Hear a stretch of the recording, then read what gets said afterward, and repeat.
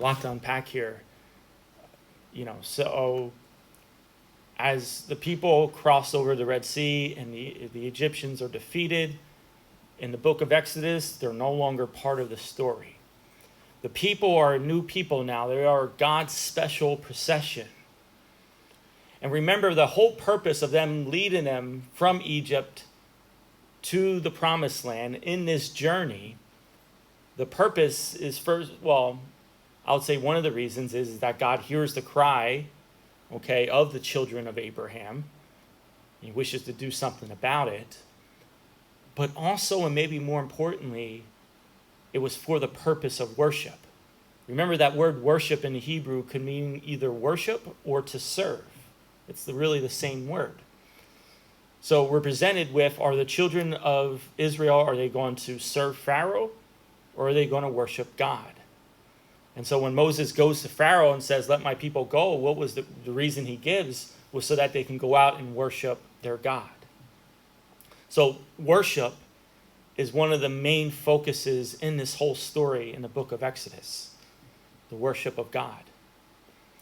And so as they pass through the Red Sea, God does 5 other miracles in the wilderness to tell them of his providential care that he has for them, that he is a God that is definitely worth worshiping, that he will take care of them. One of them that we heard is the feeding of the manna in the desert. That was one of the 5. There were 4 others, which I won't go with at this point. But now we hit really the central part of the book. And I believe that maybe scholars say it's the central part in the whole Pentateuch. It's like the halfway point. And that is what happens at Mount Sinai. What is going to happen at Mount Sinai is that worship is going to be formalized. The people, all the people, are going to be made priests, which is only going to last for a short time. And we'll get to that hopefully down the road as we continue through Exodus. They're going to be laicized because of an incident, and we'll get to that. But right now, they're all here for the purpose of worship, and God is about to establish another covenant with them, a very important covenant. A covenant that, again, is going to be based on, remember, that covenant that God had with Abraham, with land, his name being great, and with that worldwide blessing.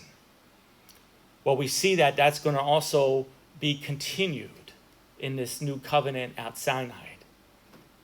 And today's first reading, as with any covenant and with any relationship, whether it's written down or not, whenever a relationship, a covenant is formed, there's going to be laws.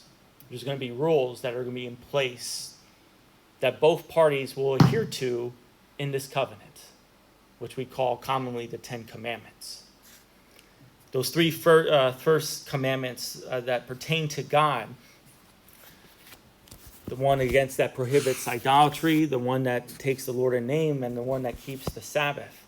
All these are a reminder to these Hebrew people, these Israelites, the sacredness of God as creator, the sacredness of God's name, and the sacredness of God's time. Again, that third one pertains to what? Pertains to worship.